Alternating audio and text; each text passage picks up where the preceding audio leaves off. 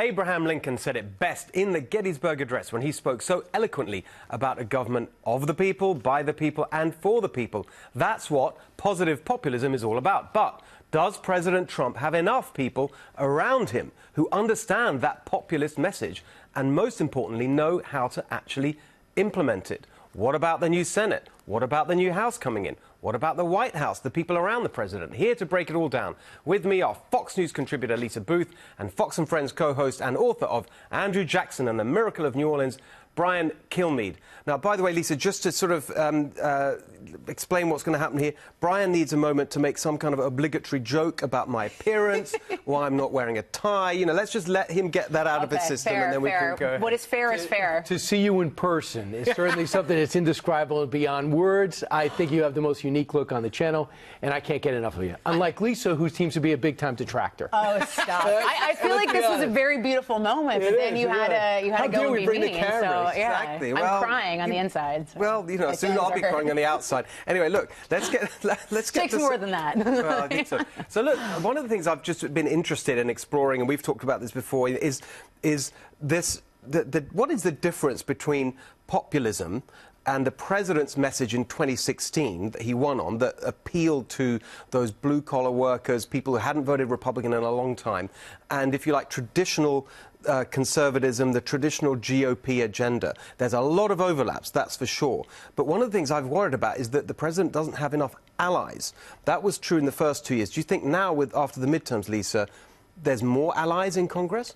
Potentially. I mean, he definitely went to bat for some of these incoming senators and going to states multiple times, advocating for them, asking for the people to reject people like Claire McCaskill and bring in someone like Josh Hawley. But I find that to be a really interesting question, and my mind automatically goes to that anonymous New York Times op-ed.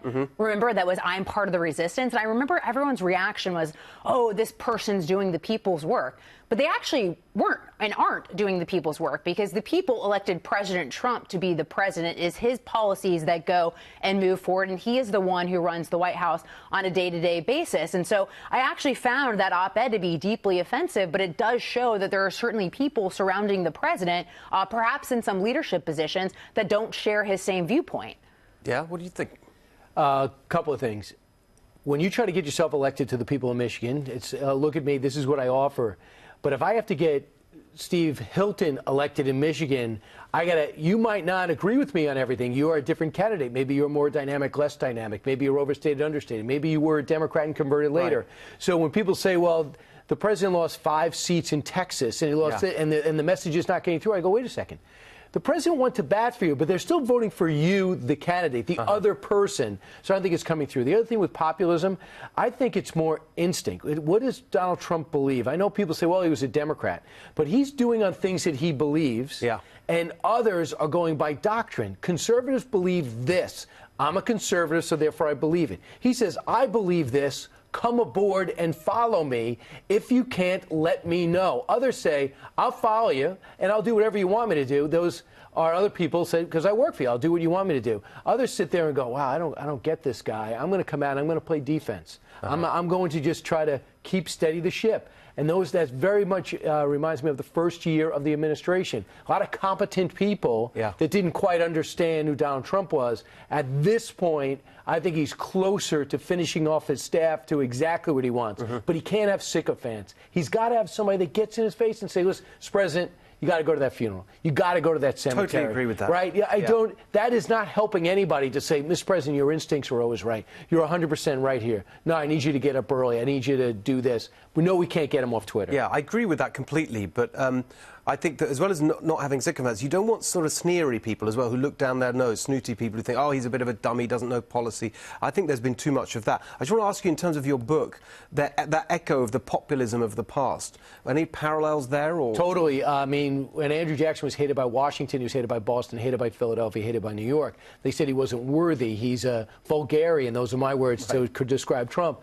And what he did is say, all right, I'm going to take my message to the people. He was the first to campaign, the first to go out into people, and then he had such a groundswell of support, they couldn't stop him. And when he became president, a lot of people ran for the hills, so he hired his family. Does that sound familiar? Right. He hired his, and everyone's like, you hiring your family? He goes, yeah, I need people we trust. So give Jared a bigger role. Give Ivanka a bigger role. Get somebody in there like a David Bossie and Corey Lewandowski, yes, who know how it started, and they know how to finish it, and they know politics. General Kelly's great, but he's not a politician. In the chief of staff, you need a politician. Hey, Lisa, as much as I agree with you, not now. Not in the third year. Fourth year we do this. Not now. You got an election to win. Or this is the year we compromise. Next year we can't. General Kelly doesn't have that sensibility because he's a get it done. I don't care about politics. That won't get it done for that spot. Yeah, I think that's. I really agree with that. Just lastly, just look at the Senate for a bit. I mean, the new senators that have come in on the GOP side, they are much more in line with what President Trump's message is than people like the people they replaced. You know, Jeff Flake and so on. So is that something to be optimistic about? Yeah, I think so. But I also think he's going to have other detractors coming in. Someone like Senator-elect Mitt Romney, who's probably going to join forces with Collins and Murkowski, and then they form this bloc to, try to sway the way things are moving in the Senate. So I think he's always really going to have that no matter what. But I think the best thing President Trump can do, and at least if he's trying to win over some of these detractors, is just continue following through on the promises that he made. Because I remember a lot of conservatives were so skeptical of President Trump, then candidate Trump, of making a lot of these promises, but yet he has consistently followed through on them. But here's the difference. I want to see compromise. He can't get everything he wants. He's going to have to compromise.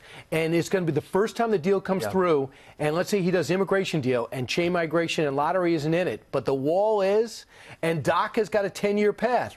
Are conservatives going to jump ship, or is he going to say, hey, guys, you lost me the House. I have only 52 seats if they get Scott in the Senate. What do you want me to do? Then he goes back and does criminal justice reform. Wow, I think we got something.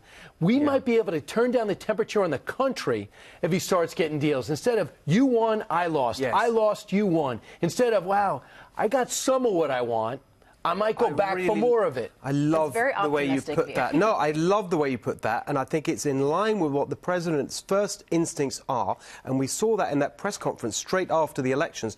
That was the language he was talking. Anyway, we're out of time there. Nobody cried. That's amazing. Right. I usually do cry at the end of segments. So this is Despite Brian's best efforts. Yeah, I know. No one cried inside or outside. Thank you both very much. Thank you.